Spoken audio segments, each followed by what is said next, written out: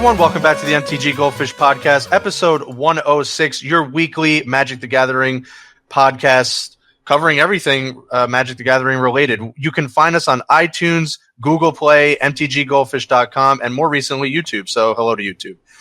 Joining me, as always, are my co-hosts, Richard, the owner of mtggoldfish.com. Hello, Richard. How are you? Hey, guys. What's going on? It's going well. A lot to talk about. Seth, probably better known as Saffron Olive, our resident jank brewer and all-around content creator for MTG. How's it going, Seth?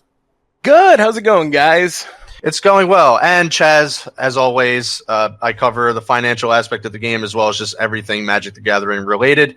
On the docket for this episode, we are going to talk about the recent Star City Games Richmond results, second week of Aether Revolt in Standard, post-banning, so we're just going to dive into that, our thoughts on that. We're going to talk a little bit about the upcoming Pro Tour. I think that's on everyone's mind, so we're going to kind of get into a little bit of theory crafting, what may happen, what we're expecting, make some predictions. And then we are going to discuss an article about digital card games, their income. Now, there's obviously some debate as to the validity of, some of these numbers, but we're still going to talk about it in a more meta sense and kind of, downplay the specific numbers because, they could be off a little bit. But I think it generates great discussion. Then we're going to wrap things up with some fish mail. So great questions from the fish mail. Can't wait to get to them. So let's just dive right in. What did you think about the SCG Richmond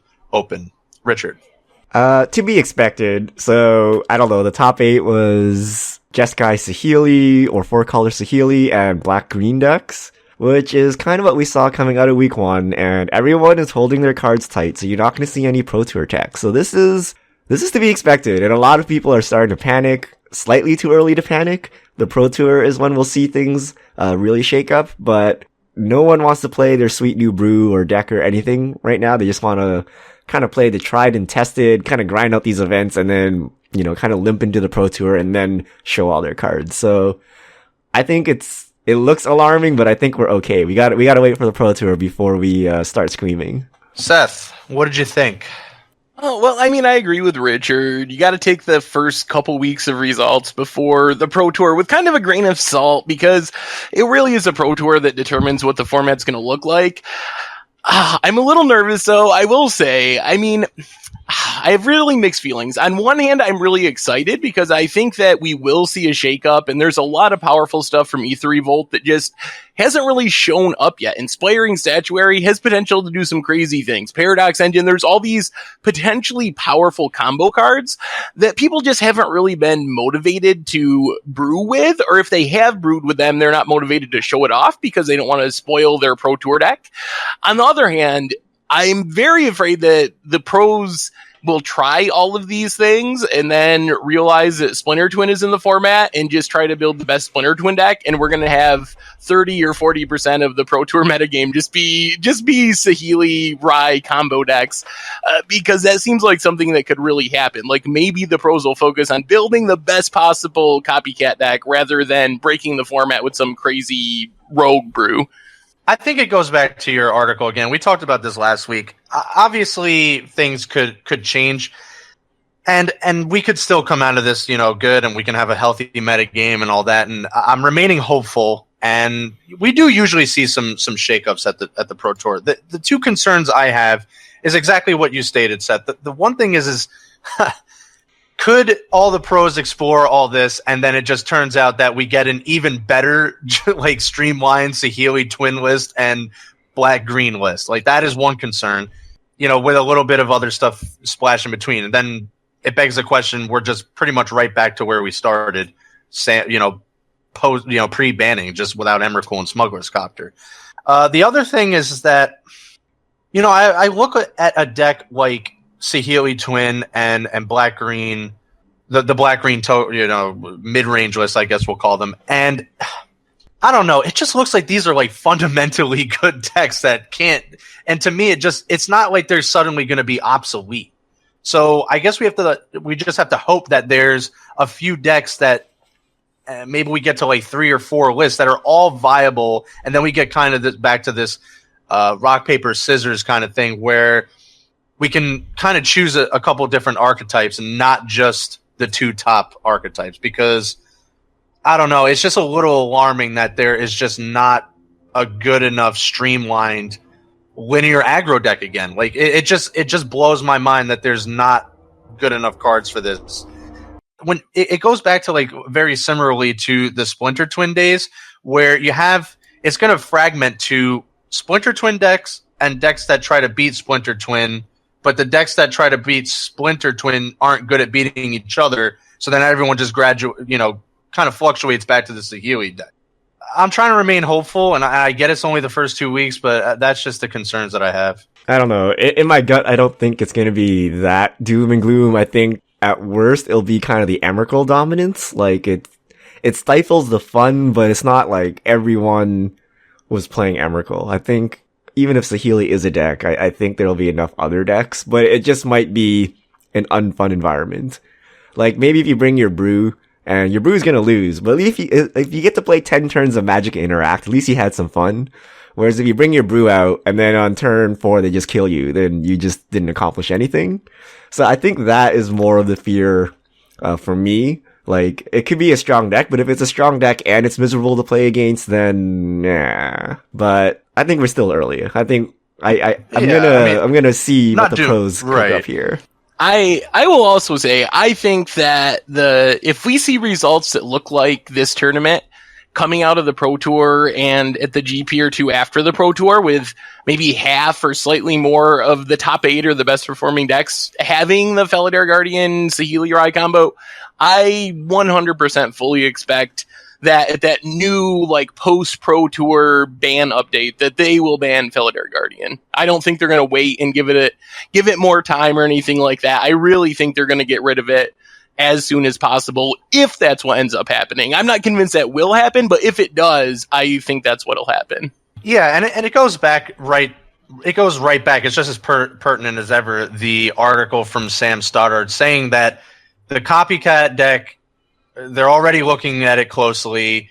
They do think that there's enough stuff to combat it. Like, and they quoted Jeskai Ascendancy, so I mean, I guess, but I think they would pull the trigger, Seth. I think you're absolutely right. I don't think they would wait. I think it would look bad, but again, this banning kind of looked bad, and look what came out of it. That there was some optimism there that, oh, this is all fresh. Like, there's no more Emrakul. There's some of these cool decks, and if it just ends up being that the Jeskai Saheeli list is just that much better because the pros are finding this really streamlined, really tight list that is 100% efficient, I think all bets are off that they have to kind of get rid of that too. And Wizards, again, confirm the fact that their design philosophy is not where it needed to be. They kind of admitted that they didn't print enough of these answers that you have always kind of lauded, Seth, that they've never had these answers in standard. Like, where's the Relic of Progenitus? Where's this and that and the other thing? But they're so far ahead that it could be just a little rocky right now. And I think having 2 back-to-back bans, while it kind of looks bad, it might exactly be what we need. I'm kind of, so if you asked me like 2 or 3 years ago, Wizards could do no wrong. Like, no matter what happened, like, trust in their R&D. But now they've shown that they're human. Now they've shown that they've made mistakes, or, the very fact that we're talking about this is not good. Like, yeah, maybe Saheeli's not a thing, but why did it look like a thing for so long, and why is everyone scared? If you talk to new players joining FNM, would they be dissuaded from joining? Do they think, oh, well, you're just going to turn for Saheeli me? And when you're like, oh, no, but wait, you got to wait for the Pro Tour, and they'll come up with some deck to beat it, and don't worry, it's just a weird conversation to have. So I think a second banning would really rock the boat, and I think you're right, they have to do it. There's no way, if Saheeli is prominent, they can't just keep it around. But I think we're in the era of Wizards may not know what they're doing, and they kind of just throw cards in the wild and hope there's nothing terribly broken. And I think that's where we're at this point. Well, I'm not going that far, because again, if you look at this as an isolated incident, they've been pretty good. I mean, even if you haven't they collected exactly Company, right. Emrakul, I even really like devotion think decks. I really think it all comes back to the answers, and I love the irony of the situation. So what it looks like from my perspective is Wizards probably got some data from some survey they did that found out that new players don't like their stuff getting killed, especially. They just want to like slam big Timmy creatures and beat down, and they're happy with that. So Wizards, in an effort to keep new players coming into the game, really toned down the answers to the extreme, and they went so far that their lack of answers is now actually turning new players off to the game. Like, ironically, trying to bring new players into the game, they actually did the opposite and making Standard like unplayably bad for new players because they just don't have a way to answer these combos and stuff. And I really think that it will get fixed, but I also think we're going to have to wait like a year or two to see Wizards admitting that they've made this mistake, but it's going to take a couple years for it to actually get into the sets because they work so far ahead as far as designing and printing the sets. Yeah, well, too much of a good thing could be a bad thing, obviously, right? Like, you tried to create so much like this environment for new players that you created a problem that, you know, you never had before. That where are the answers to anything? Like, you're printing these incredibly powerful creatures and these incredibly powerful interactions or abilities, and there's no way to counteract that. Like, I get that people don't like to lose, and they don't like their stuff being broken up and destroyed and all that, but that's the game, right? Like, that's what you need. I'm not going so far as to say they don't know what they're doing, because I do. They are the best at this kind of stuff. Like, they've been doing this successfully for a long time. And yes, there's kind of little blips along the way, but again, if you take it overall, that they generally do create good environments, especially to, you know, good play environments for Magic. But the good thing here is that they are admitting their mistakes and not just blindly trying to move along and not trying to fix the problem. I think that's the positive thing that we could come out of this. And unfortunately, it looks, you know, what that looks like is they have to ban cards. But if that creates, again, a good environment for people to play and for people to come back, and they're trying to give out all these incentives to play F&M and all that stuff, then they will come back. But, you know, you do have to admit the mistake when you make it. So, yeah. Go ahead, Richard. I was going to say, tinfoil hat theory, they wanted us to experience combo so that we get eased into the older formats, modern, legacy, vintage, you know, where combos are pretty commonplace. So maybe this is Wizards' way of exposing people to different playstyles, because we've been pining for combo for a long time. And then the minute it shows up, we're like, oh my god, it's too oppressive. But, you know, maybe it's okay. Maybe it'll be part of the game, but not too dominant, and then people get interested. Like, look, you can win without bashing creatures, you can win without slinging burn spells, and then I'll get them to explore some of our older formats. I like that idea, but also, like, in older formats, you also get, like, Force of Will and stuff, so you don't just die to your opponent's combo every time. So I think that if that's what they're doing, I like the plan, but I also think you still need slightly better answers to make that plan work, or you're going to, again, have the opposite effect and just turn people off to the whole idea of combo when they feel hopeless on turn 4, 5 out of 10 matches at F&M when they can't stop the combo. Yeah, I want Saheeli Twin to exist. Like, I wouldn't want the banning. I'm just saying that it would need to if it's completely oppressive and, you know, the pros just make this list that, I mean, why even play anything else? I don't know how they're so confident that there's all these answers when they turn around and said there's not answers. So, yeah, I mean, I don't know how they kind of think that it's going to play out. But I would hope that Saheeli can still exist. We have a deck like Black-Green, which I think is not going anywhere, despite what, you know, people think that, you know, Pro Tour is going to magically like change this whole thing. Black-Green, you said it best, Richard, before we started recording, is that it's like the Jund, right? It's just a good deck.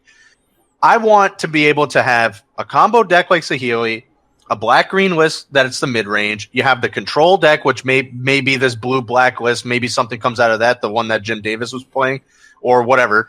And then we have a linear aggressive list. I mean, that's the ideal, you know, standard. And it has happened before. I mean, we go back to, I don't know, maybe it's a long time ago for people, but there were times where you had those 4 archetypes. You had the aggressive list, you have the control decks, you have the combo decks, and you have the mid-range lists. So that's ideally what I would like to happen. which Saheeli Twin can still exist. Maybe you're looking at it wrong. Maybe you can never get this perfection of, kind of all the types playing rock, paper, scissors.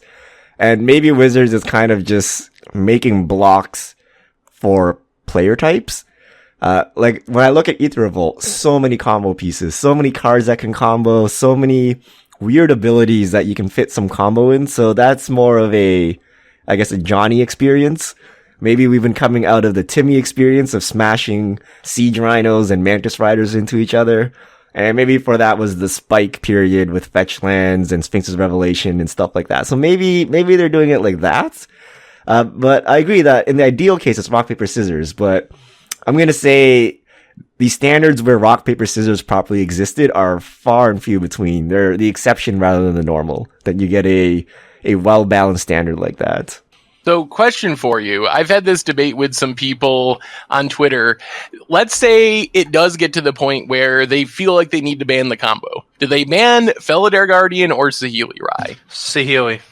Guardian. I was in the Guardian camp because I didn't think they'd want to ban a Planeswalker and a Mythic and rather an expensive card, and they'd rather ban the uncommon, but other people have been debating the other side. So I think it's an interesting conversation. It's a Planeswalker, it's the face of Kaladesh. It did pretty much nothing before the Guardian came. But you can't leave the Catalyst in standard. Felidar Guardian goes from a combo piece to just a terrible 4-drop. Yeah. So what's wrong with what does Saheeli do? Absolutely nothing without the Guardian. As soon as right? you print you get rid of Guardian, and then let's just say an Amonkhet or whatever, there's another Felidar Guardian type card. Well, just don't print something without the Flicker Wisp end of turn clause, right? But they're already printed. It's already locked in. Instead of getting rid of the Deceiver XR, get rid of the Splinter Twin. I will say that this is the first time in the history of Magic's 20x years that they've printed a blink spell that let this happen. Like, they intentionally on Restoration Angel put the non-angel clause specifically so you couldn't do this. And I don't know why they decided to take it off now, because they obviously knew when they printed Restoration Angel that they didn't want people comboing off like that. So I'm kind of surprised they did it. So I'm not especially worried that they'll just do it again, because this is the first time it's ever happened. It was definitely intended. I think it was intended to push Saheeli. Saheeli's the face Planeswalker, the face of Kaladesh. It's just all around good for Wizards to get Saheeli in the spotlight. So I doubt they would just ban that, when you can just ban the Guardian and achieve the same effect. Like, they're not going to print another Guardian. That would be ridiculous. How about, if we're going tinfoil hat today, what are the chances that this is all just part of the grand scheme? And Wizards knew all along that they were going to implement the second ban window. They knew that this combo would potentially be really busted, and they wanted to generate hype and make Saheeli matter. And they pretty much knew the entire time that 4 weeks or whatever it is after this Pro Tour, they're just going to have to ban it. But it's not in a bad way. Like, it's not a bad conspiracy. And I actually might agree with you, but you got to look at it from this sense, is that it's all part of the big plan, because the big plan was messed up. It's like they're 2 years into the future, and they're like, oh, bleep. Like, we got to go back and, we messed this all up kind of thing. Like, it's all part of the grand plan, is because the grand plan was messed up from the first place. Yeah, I don't know that they'd do that. I think they thought it would be good, but not the best. Listen. Let's go back to Eldrazi. Do you think they did that on purpose with Eye of Ugin and Eldrazi Temple and Thought-Knot Seers? I don't think they did that on purpose to that extent. They knew it was good. They don't test Modern. They say. I think they knew there was a Modern Pro Tour when Oath was coming out, and they were worried that being a Modern Pro Tour, they wouldn't have the publicity to sell the newest set. So they intentionally, whether or not they thought it was going to be banned and so forth, I don't know, but I think they pushed Eldrazi into Modern very intentionally, with the goal that they would show up at the Pro Tour and help sell and promote Oath of the Gatewatch. I think the goal was good enough to break into the format, but not utterly dominate it. Similar to the Saheeli goal of good enough that it's useful, but not so much that it kills your metagame and forces you to emergency ban. Because I don't think in any scenario they want an emergency ban. It just looks bad. Cards they designed are now wasted, and just all around not cool, right? I mean, if you go back to that interview with I think it was Aaron, right? And they were talking about it. He was just kind of like shaking his head, like yeah, we're gonna have to, do something about this. Like he didn't look very enthused that they have to turn around and say, yeah, by the way, we messed up and we need an emergency ban. So it's the exact same. I get the exact same feeling I get from Sam Stoddard in that article where, come on, you already knew the deck was called Copycat, and like you knew oh, there's all these answers. We think that it could be combated. Like we're already looking at it, guys.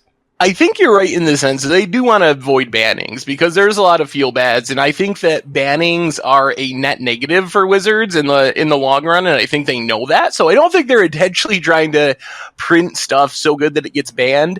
But with them pushing story cards, which is something they're fairly upfront about. They want the face cards of sets to be playable cards, and with them intentionally pushing cards that direction, if you're gonna try to make sure that certain cards are constructed playable, and that's the line you're shooting for is constructed staple, you don't have much wiggle room. If you're a little bit too good, you're going to end up in this situation. So I think that's the change that we've been seeing. In the past, they just stayed away from the line pretty, ever since, I don't know, the Jace time, they just stayed away from the line where even if they missed on the too powerful side, you just ended up with a really good card, not something that was messing up the format. Now they're shooting for really, really good cards, and if you make it slightly better than you think, you're in this danger zone. So that's what I kind of see is happening, but I don't think they're intentionally shooting for bannings when they make a card.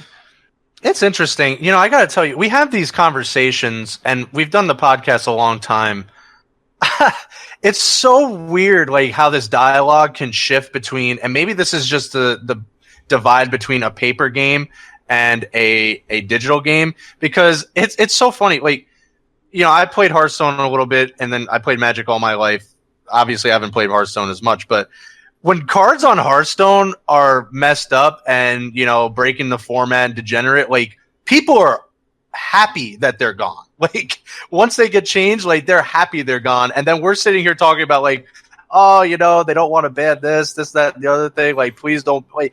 It's almost it's two completely different reactions in two different games. On one end, they're happy they're gone. On the other end, we want to avoid bans as much as possible. Well, that's because we're more than just players. As a player, I'm sure we're all happy for Copycat to go if it actually is dominant. But you're also a collector. Your Saheelis kind of just went to zero. We're also fans of Wizards. It's kind of lame that their face card and their main character somehow gets banned. Emrakul gets banned, Eldritch Moon's kind of lame now. It's weird. So I think because we have more things, and a lot of the times it's just the financial part of it, right? Do you want to buy $100 of Saheelis if you think they're going to get banned next week? Right now, maybe instead of the Pro Tour buyout, you have the Pro Tour sell-off. You're like, oh my god, Saheeli's too good. Gotta get rid of her right now. She's gonna get banned in a couple weeks, right? You don't deal with that with Hearthstone, especially since they give you the refund. And your cards still exist. They just get errataed, right? So, no one's complaining that your Lord of Atlantis looks slightly different than what the Oracle text says on Gatherer. But that's kind of the Hearthstone equivalent of it. I mean, and in some sense, it's got to be way easier to make cards in Hearthstone because you can always change them later. When you're printing physical paper cards that are going out into people's collections, you don't have that button. You can't just hop on your computer and click a couple things and downgrade something's power from 4/4 to 2/2 or to add a couple mana to its mana cost. Right. When in Hearthstone, so you don't have to get it right the first time in Hearthstone necessarily. When in Magic, you do because it's a paper game. And I guarantee you, the Hearthstone data is much better. That they know exactly what's going on in every single game, and they can pull that data out and analyze it. Whereas 99.9% sure Moto cannot be done, right? And a lot of people don't even play Moto, so you're also losing that. But their data is not as good, and that even if you had to errata Saheeli or Felidar Garden, how would you do it in a good way? So I don't think the data is there.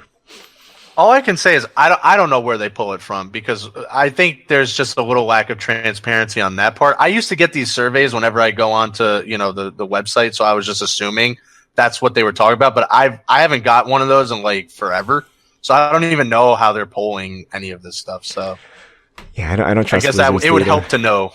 What? I don't trust Wizards data. If they're using the same data that tells them that 50% of their player base is female, then I don't know about this data that they're pulling to tell me the metagame is healthy or not healthy. I mean, we don't even know the exact player base like size. So yeah. I will go further and say I'm not 100% convinced that Wizards really has much data. I get the sense that there's a lot of we've been doing this for a long time successfully, and we go with our gut type of thing, like some grizzled old detective that's been on the force for 40 years and doesn't want to deal with this DNA or any of this newfangled technology. So I kind of get that attitude from Wizards sometimes, that they just do it that way. 100% agree with you. It's in our next topic, but everyone subscribes to these big data services that just cost a couple $1,000s, but Wizards. Everyone does it, but Wizards. And it's just a couple $1,000s on a multi-million-dollar industry. Yeah.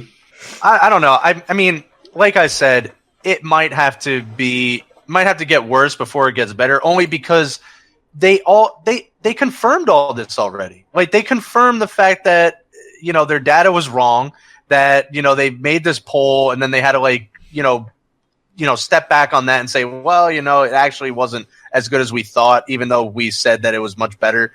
They said that they're already looking at this deck Copycat. Like, obviously they knew the name already, so they must have known this stuff was in play. And it just, their design philosophy has gone, I think it's overall successful. But in this kind of time that they go back and it's like, listen, we made mistakes, but the problem is that we're like 2 years or a year or whatever ahead, and we got to just kind of patch things up until we get to the point where we're printing Seth his Relic of Progenitus, so just errata Saheeli into a Relic of Progenitus.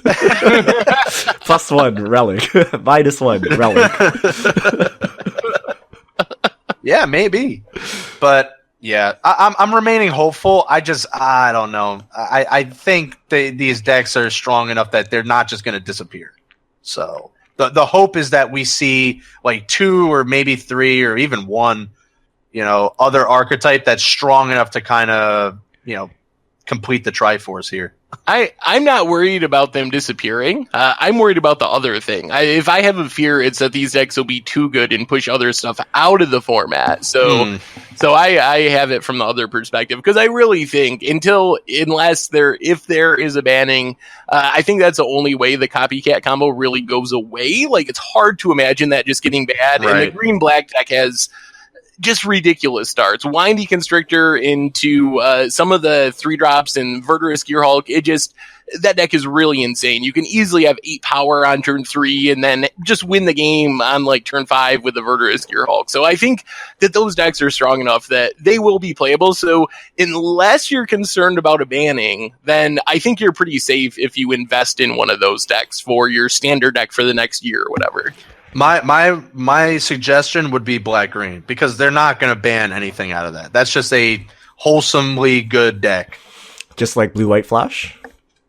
Yeah. Anyway, so what are our Pro Tour predictions and hopes?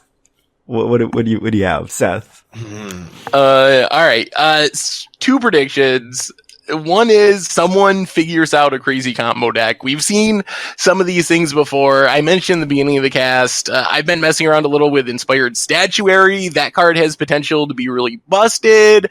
Paradox Engine is the same way, maybe the Expertise Cycle. So I think I'm hopeful that at least one of the teams figures out a really powerful, crazy combo deck that isn't the Copycat combo. Prediction 2 is the Copycat deck is the most played deck, and when we come out of the weekend, we are talking about how this deck will probably be banned. I think it might not be a combo deck, but I think we will see a very good improvised deck. Like, straight up. It'll look like a draft deck, and I know, like, cause it harkens back to what Richard was like talking about with Eldrazi, that some of these decks look like draft decks because Eldrazi Sky Spawn and all that. But I do think we will see a successful take on improvise, and it will do some really awesome stuff. I do like the inspiring statuary thing, Seth. I don't know if that like enables some crazy combo or just enables improvise to be that much better to like power out something great. And I just really hope we just see a very good, like, just a really good aggro list. I mean, it's crazy to me that, you know, red is basically non-existent. We don't even, like, vehicles doesn't even look that great. So hopefully the pros can get together and say, you know what, this turn 1 through 4, like, we're playing some aggressive creatures and getting there, and it's good enough. I mean, it's crazy. I mean, please, just, like, can we print a Hell Rider again? Like, I just miss, like, just going under some of this stuff. Like, where did that go? Where's my, you know, Goblin Guide, or even just give me like Zergo Bell Smashers. Just give me something. Like, give me some aggressive cards. I mean, the green-black aggro list is pretty aggro. You can argue that Murderous Gear Hulk is kind of a Hell Rider. When you just spread the counters around, it's a damage for each creature you control. Stompy is not the same as red deck wins, man. No. For my predictions, I was looking at the cards and nothing seems good. Nothing seems like it pops out. All the combos seem jankier than Copycat. So my prediction is boring. That Copycat will be the deck and the pros will tune it. And like Seth said, we'll be talking about bannings on the following Monday. My hope is an aggressive deck. Similar to Chaz, Kari Zev's Expertise, the threaten where you can play a card.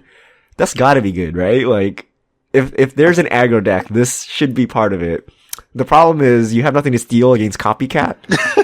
Right. You steal a 1/4 Felonier Guardian.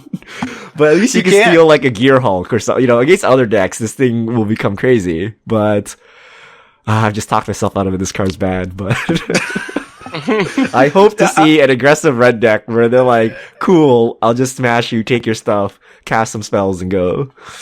To be fair, if they do somehow keep this weird 4-color list, I doubt it, but there are some good stuff to take in that list. Like, that is more of like a traditional, I'm playing actually some stuff, and then, you know, there's a combo in there somewhere. But, I mean, I don't know. You take their Servant of the Conduit? Like, I don't know. But the problem is like, I love Kari Zev's Expertise, but where's the haste creature that you drop? Like, you take their stuff and then you play, let's just say a Kari Zev or whatever. Like, you and then it just their sits face. there. Boom. Yeah, you're right. We need Ash Zealot. Where's the haste creature? Ash Zealot. Ash Zealot. Give me something. Give me Ash Zealot. Give me Hell Rider. Noble, or what was it? No, not Noble Hierarch. What was the red 1-drop in Innistrad? I can't remember. Stormkirk Noble. Yeah, Stormkirk Noble. Give me, actually, just reprint all those cards. Give me that deck, and we will complete you could keep Saheeli Twin. You're playing, and I'll just race you. That's it. Ironically, in a set of vehicles, racing is not allowed. Oh. Got him. All right. So we kind of talked a little bit about this already, but do we want to briefly talk about this SuperData article that was released that's Yep. MTGO is nowhere near Hearthstone. I don't want to talk about this because we've beaten the MTGO horse to death, really but it's kind of the biggest thing that's been happening this week outside the Pro Tour. There is a SuperData report on the popularity of CCGs, and basically the top 5, Magic is 5th. Number 1 is Hearthstone at 400 million. Next is, let me see if I can find it, Shadowverse ranked number 2 at 100 million. And then you round it out with the Yu-Gi-Oh!, WWE Supercard, and then Moto sitting at a Peasly 200 million. 20 million. And a lot of people are questioning, so where did this data come from? Because Wizards doesn't actually publish this. In the Reddit thread, a lot of people are doing kind of back of the cuff calculations. You know, how many events fire every day on Moto and how much would that generate? And I think the number they included was at least 100 million. But so there was a lot of controversy. You know, is Magic really the 5th best digital online card game. And there's a lot of discussion. It's kind of re-sparked the how to make Mono better discussion.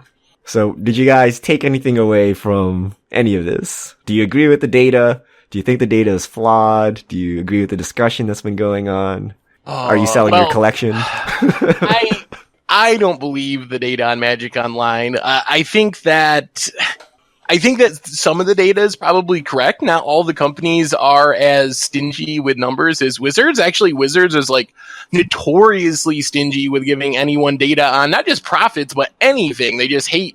And that might go back to them not calculating all the data, but that we talked about before. But I don't believe it. I've talked to so many people that worked in the Magic Online economy for a living, people that run big bots and do all this, and every single person I've talked to that's kind of in the know about Magic Online in specific thinks that Magic Online is at least in the $100 million range, like somewhere around there, based on their personal experience, some information that's public and private conversations they've had with people. So I think that the Magic data is severely understated, but of course that doesn't change the fact that I do believe that Hearthstone is significantly ahead of Magic Online in terms of the amount of money it makes, and that's a whole nother conversation. But I would wager that Magic Online is somewhere around Shadowverse, in that range, as maybe tied for number 2 on this list, rather than being 20 million, which is just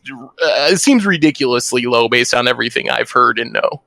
So not to have this devolve into MTGO talk again, I'm going to frame my statement around the fact that you just take the numbers out of it, because obviously they could be, they could be disingenuous or not, fully correct, because maybe even Hearthstone's even more than 400 million. But again, and we talked about this in the pre-recording, so I'm going to say it again here, that MTGO, whether it's doing 20 million or 100 million, doesn't change the fact that MTGO needs to be changed fundamentally from the ground up. That whether these other games, I haven't even heard of some of these games, of WWE, I don't even know. But you have to treat Hearthstone like a game first and not try to emulate Magic.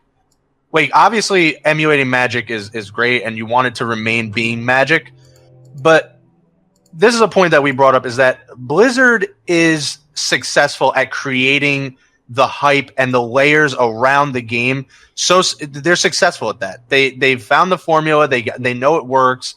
These ranked ladder systems, these, kind of having people in these, even League of Legends to some extent, or I guess to the same extent, that they're like, they get you and then they have you, and you're running in like this rat wheel and you're constantly playing, and you have to treat it like a game first and make sure all the layers around the game are working, and have basically the game, and I know this sounds weird, be secondary.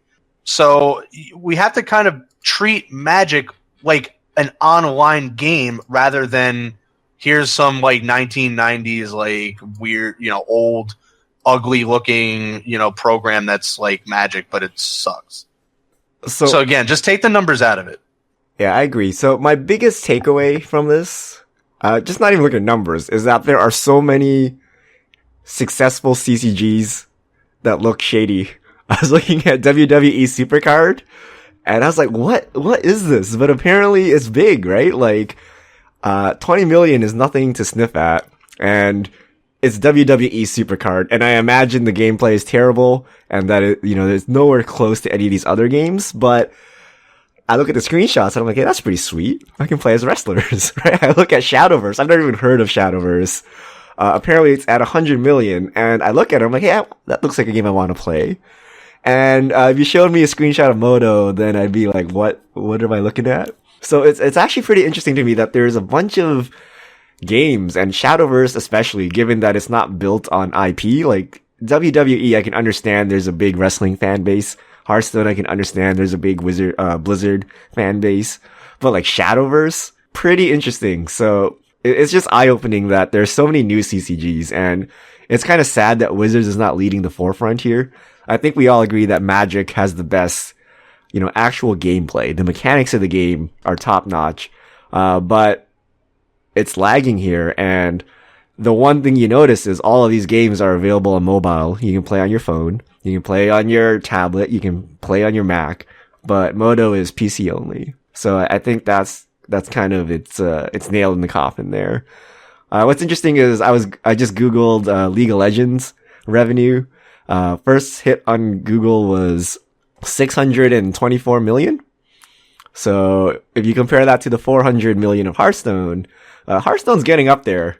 I guess we gotta search CSGO, but Hearthstone is kind of one of the premier esports now, apparently, or at least it generates as much money as that. So I found that pretty interesting, that Hearthstone is pretty big and getting up there with kind of the old guard of esports titles. Yeah, which tells me that Magic doesn't even need to get to the Hearthstone's level, but there's still a considerable gap in between, right? Like there's room to improve. And I'm going to take out, I know you were going to probably bring this up, Seth, and but you brought up there's one specific fact there also that's interesting, is that people still want the tabletop experience, like go to your store, interact with people and not just look at a computer screen. That a large percentage of people still want that. And that I actually brought that up as a reason that, people wouldn't play Legacy or something like that. Like people still like the fact that they can go to a store and play with their physical cards, or even like go and just sit in front of each other with their tablets, right? So that's an interesting thing. And I think Magic can capitalize on some of that. So while it doesn't, I don't think in all the episodes of this podcast, I don't think we ever said it needed to be Hearthstone. Like make it exactly like Hearthstone.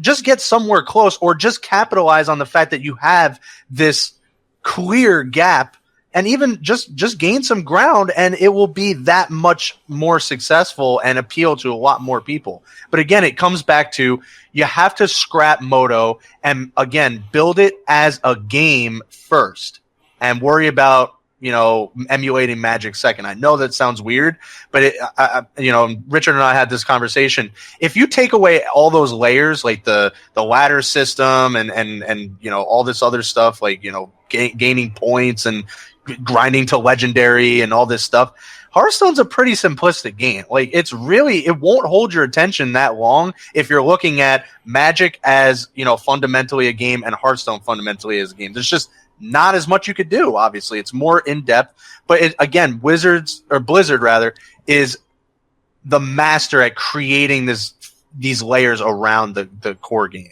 This actually reminds me of Blockbuster. Like in the early years of Magic Online, we all joked that it was terrible because they don't want it to cannibalize their paper game, right? If Moto was Hearthstone, a lot of people would simply just not go to your local game store, right? You would play at home online, and then you'd kind of leave the LGSs out to dry. So Magic kind of has that line to walk, and that's kind of like Blockbuster, right? Blockbuster had all of these physical stores. They didn't really shift into online streaming fast enough, and then Netflix got there, and then Blockbuster went out of business. And I feel like that's where Wizards is going with this. If they don't hop on this train and at least, ride the tailwinds of Hearthstone, like it's just gonna go away. There is some appeal to playing with pieces of cardboard, but I think the appeal of digital is much, much greater. And I think if we had a polished client, a lot of people would play, Moto. At least, like, they wouldn't go to F&M. They'd probably go to, like, Grand Prix and Pro Tours, but a lot of people just play Moto and just not go to F&M, because a lot of the times it's actually really hard to go to F&M. Like, I drive an hour each way to go to F&M, right? And if I didn't run Goldfish, even if my job wasn't Magic, and if I had an awesome client to play with, I would just stay home. Like, why brave 2 hours of traffic just to play some paper Magic? So, they're gonna have to cannibalize their paper game at some point, I think, and I don't think Wizards is willing to do that, which is why they're kind of being left in the dust. But I would think they would sacrifice their paper game before they sacrifice their online game, right? If Moto accounts for 50% of their revenue, guess what? There's basically no cost with Moto.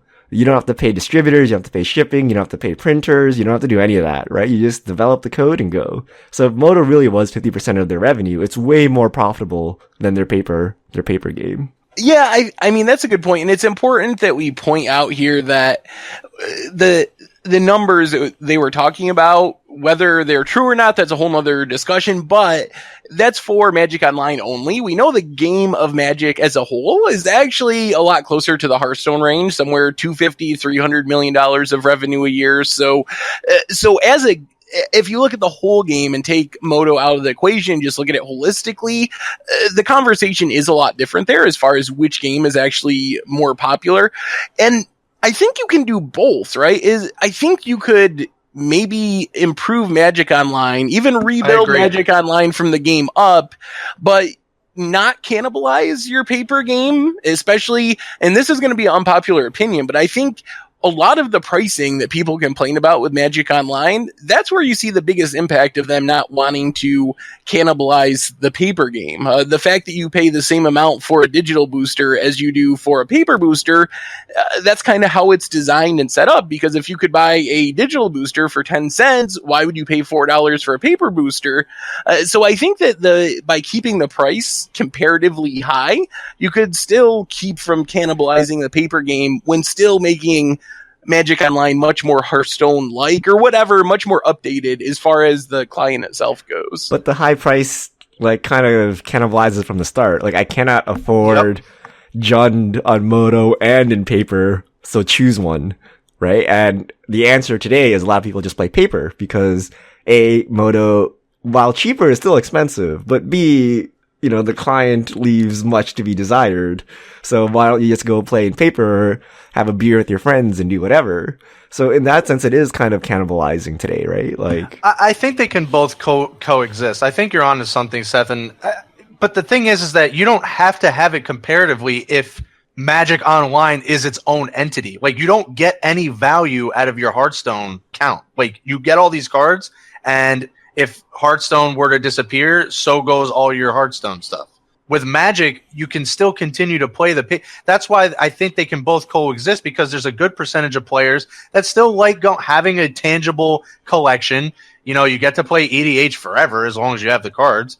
And I get, like, you know, if it were to ever die, it's like it's dead or whatever. But is it really truly dead if at the end of the day you can invite your friends over or whatever, you're at a store or whatever, and you could play physical Magic? You know, and I think there's still a good percentage of people that will do both. And then you have the decisions of, all right, there's something to build towards an MTGO. Do I want to grind endlessly on this MTGO client to try to get a spot at a Pro Tour or whatever? Do I go to a GP? Like, you know, you still have that divide. I don't know. You know, I don't know how it will all shake down, but I think you can have incentives on one end and incentives on the other end. And I really think that there's some really just simple basic stuff that Magic Online can do that would greatly change the equation. Like, Hearthstone makes way more money off mobile than they do off of PC gaming. And Magic Online doesn't even, not only do they not have a mobile client at all, you can't even get it on half of the computers out there. You can't get it on Mac or anything like that. So, so I think that that's a huge thing. Like, if Magic Online was somewhat prettier in mobile, that would probably double their profits instantly. Like, if Hearthstone is making more money off mobile than off their PC gaming. So that's a big one. And there's also a ton of untapped potential with using Magic Online, especially if it gets updated and it's stable enough to do this. But to have GP type tournaments, you could run the tournament scene, or at least part of the tournament scene, on Magic Online, and that would be a great way to bring new people in and make a ton of money, because people would pay more, I think, for a GP experience. So yeah, there's all kinds of things, like even getting rid of bots. I know that's going to suck for bot owners, but basically all the profit bot owners are making, Wizards should be making. Kind of like the Diablo 3 auction house. When it existed, like, every transaction that happens, you take a cut of that. And so you can still have a secondary market. You can still actually have what we have today, but it goes through Wizards and an official UI rather than trading with, like, random bots and adding people to your friends list and, you know, doing all kinds of weird shenanigans. In addition to being inconvenient, the money is going to these service providers, but Wizards could have just took the money directly. Right, and they would make a killing off of that, right? Yeah, absolutely. Like, and it's even, again, it's so archaic. Like, how do you imagine, again? And I laugh every time. It's like, even when I was learning, like, okay, you get your MTGO and you go on, and like go right to the bot whatever things and start like buying some things. It's like you don't even. It's so like diluted as soon as you log in. It's like I don't know if that's a fair criticism of Magic Oh, Online come on. because I've messed around with other games and I know I play Magic Online, so I'm used to it, but I literally couldn't figure out how to buy cards in a deck on Hex. On Hearthstone, I can't build a constructed deck because you have to play through these wings of the game to even get the cards you need for a constructed deck. So, personally, I like the Magic Online system where I can just click a button and buy a deck. Like, sure, it costs more money than some other games, and I can't dust my cards or whatever, but I can just have a whole constructed deck in like 2 minutes and be playing. So I like that aspect. If you know what you're doing, the Magic Online ecosystem is really good. You on Goldfish, Pro Tour, first place, click on it, buy now, gets delivered to you, boom, away you go. Pokemon, I still haven't built a deck because it is like the most convoluted process known, right? So, as an ecosystem, we're pretty good. But if you just think about what Wizards built and what other people built, what would it even look like? How do you even build a deck on Moto without a bot? Like, literally, you gotta buy packs and open them until you open the cards that's you need. What you're doing. Well, kind of half and half with Hearthstone. Well, Hearthstone, you can dust, right? Hearthstone, craft, there's a known rate, and you can craft. So, Magic without its supporting casts is pretty bad, but with the supporting casts, it's actually probably the best in terms of getting new decks, finding decks and stuff like that, right? We have a really good community and we have a lot of good tools to help us. I look at Pokemon, I'm like, what is going on? I can't even tell how much a deck costs, period. Let alone like buying a deck or like, getting a deck in the client and playing with it. So right. But I mean, I think we can all three of us can agree it can be at least a little bit more streamlined because it does get, I understand it is really good once you learn it, but it's the fact that learning it and it's really convoluted. Yeah. No tutorial, nothing. If you're a new player, you don't know what's going on. It's like, what do I do? Like, what is even a bot? I guess for me, I'm just coming from the perspective of someone who never played other games, but had always played Magic Online. And having downloaded Hex, played Hearthstone recently, some of these other games, I get that exact same feeling in those games. Like, endless frustration, having to Google, like, how the bleep do I get this one card in Hearthstone that I need to build this deck that I found on some website? Having to tweet at, like, Jeff Hoogland on Twitter, like, how do you actually get cards in Hex? I don't understand this. So I get that same frustration that probably new players on Magic Online get in these other games as well. Yeah, I do.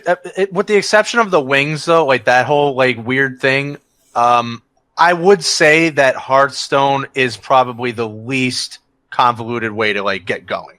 Because at the very least, you could just go right into an arena and you're in. And I think that as at least like you could do that. Yeah, that's definitely true.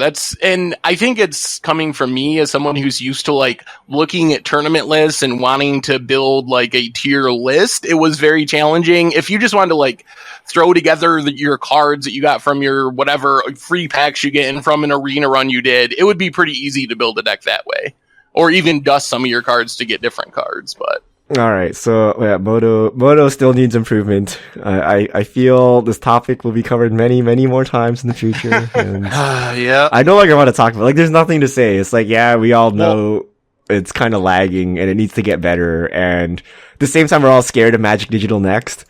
Like, is it going to be the apocalypse? Like, what's going to happen to my collection? And are we losing instants? Like, what's going on? Are we losing phases? Yeah, I actually think phases need to go before instants. But apparently Blake Rasmussen said that the state of MTGO, that article will be coming out this week. That's just going to be like, we released leagues and trophies. Hooray for us. It's been a great year. Next year will be even better. Again, I don't know what that it really entails, but at least that will happen. So we will have that for next week. I fully expect, knowing Magic Online and all those people, that one day we'll just wake up and they're going to be like, hey, guess what? Magic Online is closing in like 3 months. Thanks for playing, everyone. Like, oh I mean, God. How does that not happen? Like, you can't, there's no way to like ease people into that. I just want them to make a statement at some point.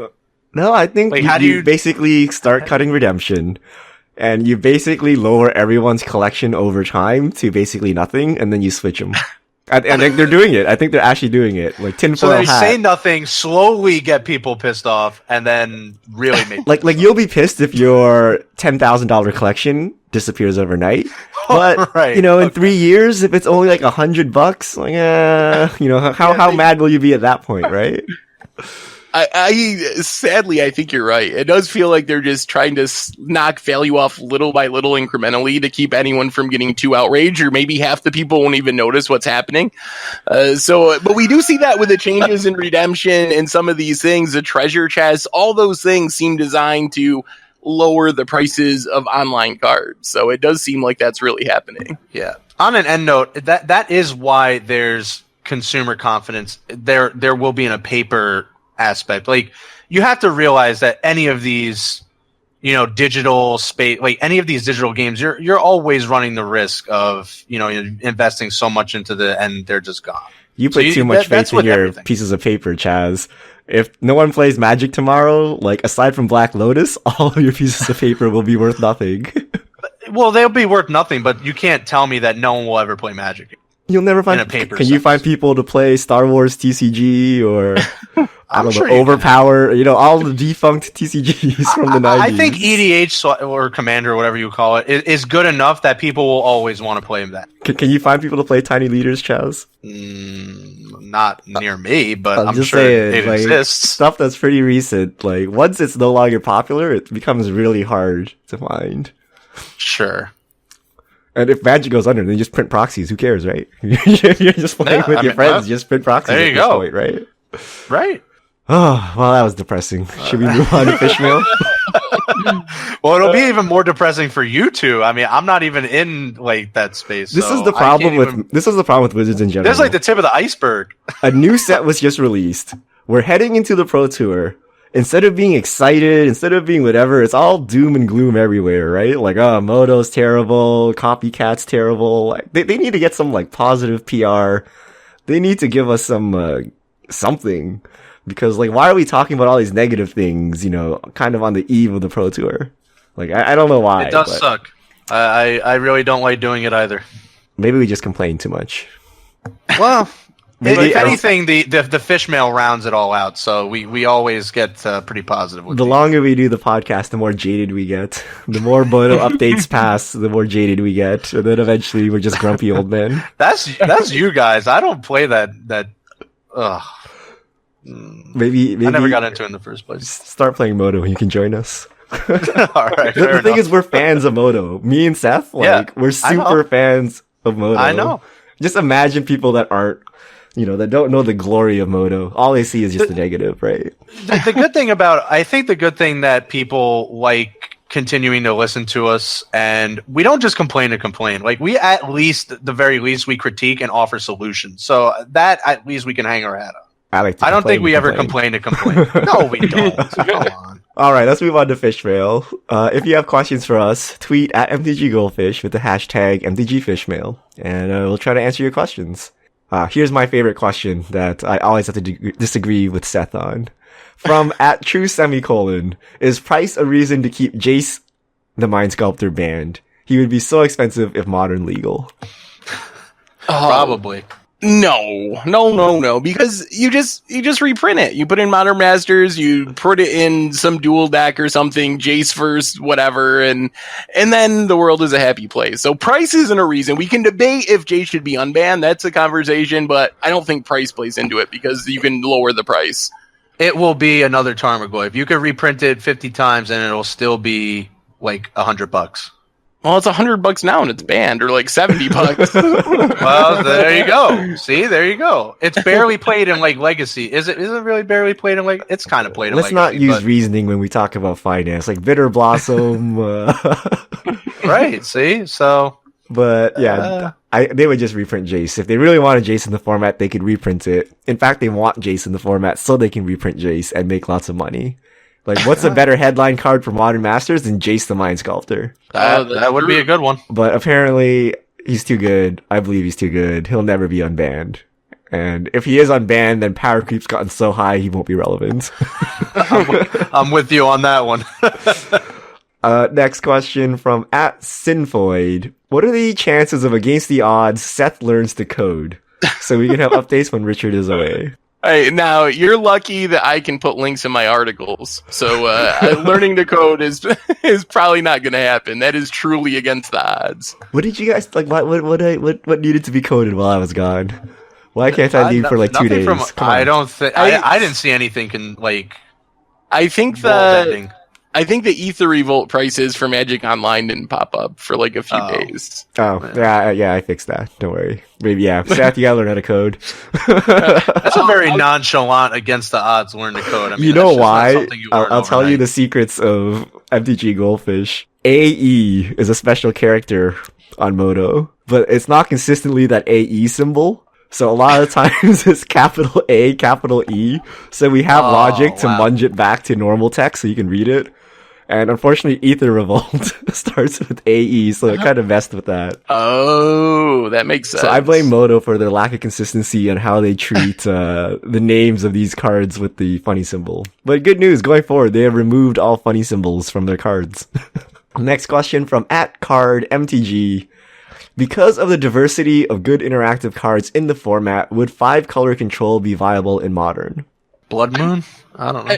I mean, if you want to play 5-color control, I think you can. I think the question is, what do you really get? Say you're Grixis control, what do you really get from splashing 2 additional colors that you don't already get in your Grixis control deck? Like, is there enough of a reason to do that? So I think you could build a competitive 5-color deck. I just don't know if the reason is there, because so many colors have good things. Like, if in Grixis control, like, oh yeah, Path to Exile would be awesome, but you already get Fatal Push and Lightning Bolt, so is it really worth adding another color when you have options that are almost as good in the same color? Right, I think that's a good one. Like, do you really want to splash white in your Grixis list to get, or some other control list to get like Esper Charm or something like that? You already have so many good choices. I think that's a really good answer to that one. Yeah, Blood Moon is a thing. Shocklands is a thing. Like, you just die from shocking yourself. And yeah. There's no... I can't think of a deck that wants 5 colors. Like, the closest I can think of is like Unburial Rites decks, like 4-color Unburial Rites decks, or some Bring to Light Spaceship decks. But out of these really fringe cases, like, it's not worth it to add those extra colors because you lose consistency, and what do you really gain, right? Like, do you really want Path when you have Fatal Push and Lightning Bolt? So I don't think it would be good, but I think you can definitely make a deck and it would be functional. But I think, you know, besides scooping to Blood Moon, there's other bad things that happen. Next question from @RunThunderSnow. How come they didn't do a double-sided foil Servothopter token for either pre-release? So this was a good question. The wolf, was it the wolf human token from Innistrad? I think it was a human demon, wasn't it? Human demon. I have a bunch of these too. Avacyn's Sword. Yeah. I think it was a human demon, but I think it was that. It does seem like a missed opportunity. Servothopter would have been a good possibility. So I have no idea why they didn't, but they definitely could have or should have. Well, it's hard to print double-sided cards, right? And they would just be for this, because there's no double-sided cards in the set either, right? And since Wizards only makes $20 million a year, they'd probably be broke if they did that. Yes, they probably would be. They need more of that sweet, sweet Magic Online money so they can print double-sided foil tokens. Oh my goodness. @GabeWR. You bring 3 booster packs to play a Chaos Draft. None can be from the same block. What sets do you choose? Innistrad, New Phyrexia, and then like Homelands or something for the troll factor, just to see my opponent's face when I beat them with Homelands cards. Give me Apocalypse, Ravnica, and I don't know. Man, I don't know. Another multicolor block, something like that. I don't know. I just want to say the correct choice is probably Alpha, Beta, Unlimited for the value if you get to open 3 boosters. I was gonna bring Shadows, Battle for Zendikar, and Kaladesh because I'm cheap, and I'm gonna bring the latest. I've never actually played a Chaos Draft ever. I actually never played Cube either. They really need Chaos Draft and Magic Online. I don't know why they don't have that. Is there actually like consensus good chaos draft formats, or is the fun just getting random stuff? I think it's just the a fun random factor. Yeah. Yeah, I've never played. I hope they do it on Moto. That would be cool. Next, Hash Brown Monster. Why doesn't WotC go back to using restricted lists instead of banning cards? Seems like a good middle ground. Complexity, No. I think. I think it's just like so much complexity for new players. It's complexity plus you have tutors. Tutors kind of ruins everything, right? Like, you get 4 to 8 tutors, and then you just pull out whatever broken card was restricted, and away you go. I know it. I know it sounds like it's worse, but to ban stuff. But banning is actually easier than walking into a tournament. Like, nope, you can only play one of those. Nope, you can only play one of those, and you can only play one of those. Like, that is way too much for people to keep track of. I hate that there's a reserve list in general. All right, next question from Kylometers. If you could have a block modeled after any period in history, what would it be? In before dinosaurs. Maybe the 1960s could have lots of big beards and hippies and civil unrest. I think that would be interesting. I have no idea. I think they. I don't know, actually. I'd like to see Roman stuff, maybe. Maybe that's kind of too close to Theros. Maybe there's not enough. Or maybe the Renaissance. The Renaissance, we haven't seen anything. That's kind of Innistrad, though, no? Is it? You got all these like aristocratic vampires and stuff. I guess that's true. I don't know what you'd do, though. It would be like Kaladesh. It should be inventions or something. I don't know. Yeah. But there's a lot of periods in human history. Yeah, they kind of did like one that I would say in Kamigawa. They had like samurais and all that. Or what if you go back to the beginning of time and just have like viruses and bacteria and stuff? Everything is like an enchantment, and you just like stick on to existing things and take over. And they just like evolve into. You start out with like a single-celled like amoeba, and the ability in the block is that things evolve into creatures. That's the level up mechanic. We can't use that one. But that'd be weird. How about space? You think we'd ever go space? No. Because so far, apparently a plane is just a planet. Like, can we actually go space? Can we go Star Wars? I don't. Yeah, I don't think we're gonna see a block with like rocket ships and. We already got like those pod racers or whatever vehicles. I guess like Kaladesh is kind of like that. No, we have like the Heart of Kiran. We have like console flagship. Those are spaceships, kind of. See, just get that Aether up a little bit more and just go into space. Yeah, maybe. All right, next question from a Big King 318. Trying to get into Legacy, but I don't want to sell a kidney. Any recommendations for decks to look into? Burn is always and you can make some really cool stuff if you're willing to be a little less efficient with your dual lands and try to get by with like some duels and some shocks or something. Maybe Nick Fit is another like semi-budget option, so I'd look there. No, Nick Fit, that's like just as expensive as anything else. No, I mean, I know you're playing like Thragtusk and stuff. Nick Fit is where you take all your standard all-stars and put them in. But you still need like a $2,000 bat base. So I think you get by because of Veteran Explorer. You need a lot of basics, so you don't play as many duels as some decks. You could play Affinity. It's expensive, man. No, it's need not Vox that Opals much and more stuff. expensive. But it's just if you're already playing Modern, you could pretty much play Legacy Affinity. Same thing with Infect. It depends. Like there's two schools of thought. Either you build a tier 1 deck that's subpar, or you build a tier 2 deck. So there's a bunch of cheap decks like say Dredge, Oops All Spells, even like Belcher, Burn. But those decks don't feel Legacy to me. Like, yeah, you play them, but it's not kind of the same. But you can also go the other route. You can build Miracles or something, but just use Shocks. And yeah, your deck is like 5 to 10% worse, but it's probably still better than the tier 2 decks. And you have something to kind of grow into. Maybe something like Blue-Red Burn, Blue-Red Delver, which can eventually be turned into a Teamer Delver or something. But you can start with like the budget cards and start with the Shocklands and then slowly replace the Shocks with duels. And you only really need like one duel each, really. And kind of go there and then just look sheepishly when you fetch for a Shockland and your opponent looks confused. But whatever. See if that 2-life actually matters, because a lot of time that 2-life doesn't actually matter. Yeah. I think that's a great answer. Next question from Jays for Junior. Should we buy into the Pure Steel Paladin Cheerios hype, or is it a fad? Too early to tell, but the deck is really sweet. Like, it's definitely way better than it used to be, but I want to see GP results or consistent Moto results before I'm willing to say it's a real, like, tier deck of some kind. It didn't make it to the top 16 of the Modern Classic this weekend. It did not. It did not. We don't know how many people played it, if at all, though, is the other. Yeah, that's true. I think it can be successful, and I do think we will see it in some capacity, but then you have to... The question has to be asked, like, what sets this apart from any other combo deck? Like, why wouldn't people just keep playing, like, Storm or Living End or whatever else? Because like, you get to dig into your bulk box and build, like, 90% of your deck. Yeah, and I think it all is hype. Like, I do think it can be successful, but I wouldn't be buying into it now because, I mean, everything is spiking. I would definitely wait. I think the reason to play it over other combo decks is I really think it's faster. Like, I think your turn 2 kill percentage is probably higher than any of the other combo decks.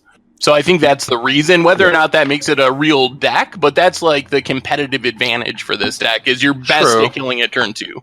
All right, next question from Quaylancer. What do you guys do with commons and uncommons after cracking a box? I have probably 150,000 that are in my closet, so that's what I do. Yeah, that's where they go. They sit in a large, those white boxes, I don't know how many, like 1,500 count or something like that, 2,500 count, and they just start amassing, and then at one point, I'll bulk them. Secret tech I learned while dealing with all this bulk. If you go to the post office, they will give you flat rate boxes for free. Yes. And the medium flat rate boxes, the big like triangle book looking ones, are the perfect size to put rows of cards. So you can just stack rows after rows of them in there. So that's my technique. All right, last question from Shade of Hades. Chance of a money rare land cycle in any master set. So either fetches or filters. I think we got to start being close to get to like 75%, like a really high percentage. I mean, what else do you reprint at this point? They have to give us something. I think shocks or filter lands at a minimum. That won't break the bank, right? Oh. We've just never really seen a rare land cycle in these sets. I mean, I think you can do it financially. I don't think you can do fetches, the Zendikar fetches necessarily, right. But we've just never seen them do that. They haven't wanted to do it, and I don't know if it's for limited, like they don't want the filler cards to bring down the limited format and the rare slot, so I don't know. I'm going to go a little less than 50% as far as this next Modern Masters. Yeah. I think it would be high on a cycle of lands like the filter lands, where they can do like the allied versions in one master set, and then the next master set they do like the enemy one, so they're not so many fillers in one set. If you get what I'm saying. Yeah. Question though, like, what are the odds they just can print those in standard though if they wanted to? I guess they could, yeah, but I mean, at one point, it almost feels like you kind of have to. At one point, yeah, I don't know. I think it's low. I think it's like less than 25%. I don't think they want lands to be the face cards of like their Masters series, because it feels bad. Even though you know it's worth something, it's like just a land. Like, and a plains kind of does the job, right? like yeah. No. The other big thing, and this is probably the biggest reason in my opinion, is I don't think you can name a land cycle that is not reprintable in standard. When if you look at enchantments or planeswalkers or creatures or any other group of cards, there's a huge list of cards that are legal in modern that Wizards just won't reprint in standard. So I think that they're likely to save rare land cycles because there's such an easy way to sell an otherwise lackluster set. That's true. Like, I think they can do shock lands again in standard. That probably would be okay. Shocklands. Yeah. How about my Zendikar fetches? Come on. No. I think we'll get Zendikar. I've been waiting like 8 billion years to buy Verdant Catacombs. Like, when are they going to print these stupid lands? I would rather put those in a master set than back into standard again. I think they're fine. Fetches are horrible, man. I think they're fine if we don't have fetchable duels. That's my take. It's not even, It's not even the fact of the price. Like, I get it would be good and all that, but fetches is just a horrible. Like, it's so archaic now, and this is coming from someone that's played a long time. Like, watching them, it does not make good Magic. I'm sorry. Like, and this is someone that actually enjoys having fetch, and it's just not good Magic. But is it any worse than Evolving Wilds? Like, Evolving Wilds is a staple, right? You're still Not shuffling. really. You're still shuffling. No deck plays Evolving Wilds now. They're like maybe a one of. All right, tinfoil hat. Wizards got rid of pile shuffling because they were going to be putting fetches back in standard, and they didn't want people pile shuffling throughout the whole game. Maybe, but there's still, even with, I mean, there's still too much stoppage in play, and people will still shuffle for like regular shuffle for like 2 or 3 minutes. You know, we're pretty hard on Magic Online, but we've said this before. The ultimate thing about that is you crack a fetch and your deck gets shuffles in like 2 seconds. It is so awesome. But then you get to complain that it's not really random and it's not shuffled correctly, Seth. Come on. You gotta get on. Conspiracy theories. Ain't even Blameworth anymore. I swear to God, if you mulligan your opening hand and scry to the bottom, you always draw the same card that you scry to the bottom. It's a bug. I really is. You don't believe me, but it's true. I'm not crazy. Trust me, it's a real thing. Their shuffling algorithm is just all messed up. Is there a card that reveals the bottom card of your library? Ooh. I wonder if we could actually test this. Like, just straight up look at the cards so that you could actually see them. I don't think there is one that you get to look at the bottom. Oh, the Goblin from Conspiracy. You put the bottom card onto your deck, or onto your bottom card of your deck onto the battlefield, right? Grenzo? Grenzo. I think? No. I think it's from your graveyard to the bottom, isn't it? Yeah, I thought it was something like that. Let me look it up. The original one. Grenzo says, pay 2, put the bottom card of your library into your graveyard. If it's a creature with power less. So that would work then. You'd see your bottom card, right? Alright, Seth, make a video. show me, because I don't agree. Show me. It's not that hard to mulligan and then Grenzo it out. I'm going to have to prove it scientifically. For science, obviously. For science. And if it turns out that you're right, then you get the top Reddit post of the day. So it's a win-win, right? Yeah, that's true. Yeah, and you'll get Worth's job. I get that anyway. I don't think you want that job. That is all of our fish meal for this week. See? And we end on a positive note. See? It's always got to do the fish mail last because it puts everyone in a good mood. Great questions. Thanks for setting those in. Gentlemen, I think we talked about everything. Everyone should watch the Pro Tour. I don't know how it's going to turn out, but it's at least good watchable Magic. You're so like checked out of the standard already, Chaz. You're like, it'll be good Magic. Yeah, hopefully. No, I didn't check out. I'm staying hopeful. I stay hopeful for every Pro Tour. I just have it in the back of my mind not to get too... We'll fight on dates. Usually on day 1, they'll show all the weird brews, even though they make up 1% of the room. But then by the time day 2 rolls around, they have no choice but to show the really... what's left. Performant decks. What has cleared the way of all those brews, sort of quote unquote, and we're left with what I would think is, I don't even want to say it, but it's the thing I'm not looking forward to is the time again. It's not bad. It's not bad. They do limited It's first. still pretty bad. It starts at 4 a.m. That means limited will be wrapping up right when I wake up and have my coffee, and I'll be ready to go for constructed. Richard, on the other hand, is pretty much done for. Oh, yeah. 1 a.m. start time. 1 a.m. You are I done watched the for on this limited. one. You have to watch the limited. You cannot skip the limited. Come on. I can't even see the cards anyway. But how else are you going to complain about glare and stuff if you don't watch it, man? Come on. I like watching limited, but 4 a.m. that's a little, yeah. I'm not that dedicated. 1 a.m. straight into the Super Bowl. Let's go. We got this. I will watch the recaps of the limited thing. But yeah, all right. So we will see everyone for the Pro Tour.